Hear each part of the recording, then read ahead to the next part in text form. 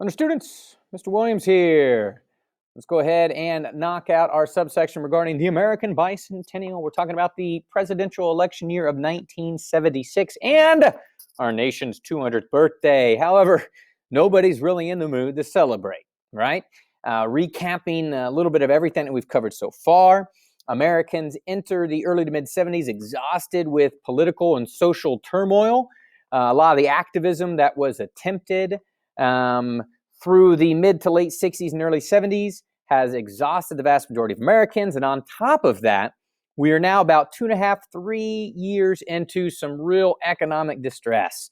The United States economy has taken a downturn, most notably because of increased fuel costs, the cost of production, the cost to travel, to produce and distribute goods and services. It's skyrocketed, and it's had an enormous effect on not just the manufacturing sector, but nearly every area of our American economy. Okay, we've started to see our society focus more on individual desires and needs, look away from, sacrifice for the greater good. And many Americans are starting to, really feed into that level of pessimism and doom and gloom, per se, regarding the status of our nation, domestically and abroad, and starting to really question how good our nation is. What does it really mean to be an American?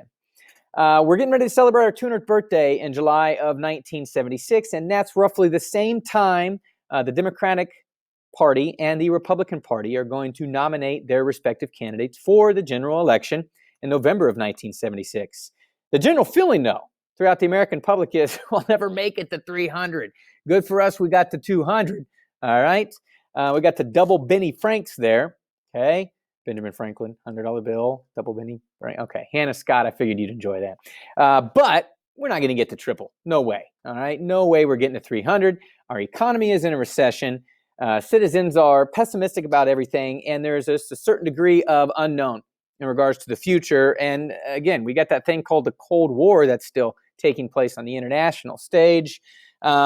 Americans are just relatively disillusioned with everything America in the summer and fall of 1976, and it's going to kind of show at the polls. President Ford is going to be nominated by the Republicans. He's not a slam dunk to be nominated. Again, this was not a guy that ran as the vice president or president in 1972. That was Nixon. This is a guy that slides into the vice presidency via a resignation and then slides into the presidency because of a resignation. And many Republicans were worried about him being charismatic enough, energetic enough, smart enough, cunning enough to be a president to lead us into this uncharted territory of economic recession after decades of prosperity, especially when we were still so behind the curve in terms of innovation throughout our various sectors of our American economy. Would we be able to ascend to the top and dominate once again? Many Republicans doubted that Gerald Ford was that guy. Ronald Reagan came this close to getting the nomination. Gerald R. Ford is going to go with a career politician, Kansas native Bob Dole, as his vice presidential candidate. And they're going to run against the Democratic candidate known as Jimmy Carter. Now, Jimmy Carter is a complete unknown in 1976 on the national stage. Here's this peanut farmer from Plains, Georgia. All right. He's a born-again Christian. Jimmy Carter, though, soft-spoken, all right, super intelligent, but very, very cunning. This is a guy that, ran the nuclear reactors on submarines when he was in the Navy, okay?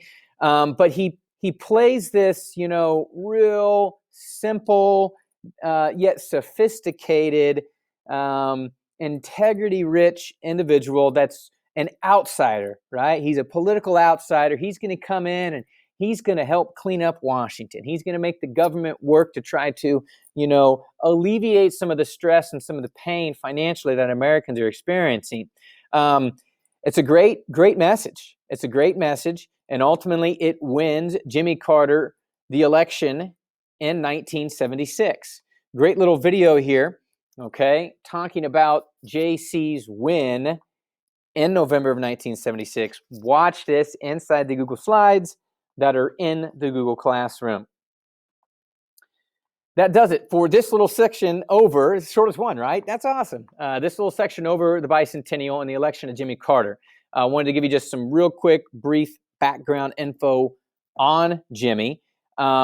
Really great dude. Similar to Ford, he's going to inherit a difficult situation. He is, because of his outsider status, not going to be able to achieve a lot of change that he wants because the elites in D.C. aren't going to get along with him, all right, not look to work with him. He's going to achieve some success domestically. He's going to have some really successful items in terms of foreign policy, but he's also not going to experience a certain level of achievement domestically that's going to cost him an election, and most notably have a disastrous affair on the international stage that will set the stage for Ronnie Reagan to come storming in the summer and fall of 1980 and take the presidency. Okay, but Jimmy does do some things. He sets the table for some things that are ultimately going to lead to success in 1980 after Reagan takes the reins and successfully navigates the nation through the majority of that decade. That does it for this little subsection. Lots of information we've covered so far in Section 12, the Stagnant 70s. We'll continue with the next subsection, which is all about the Carter years.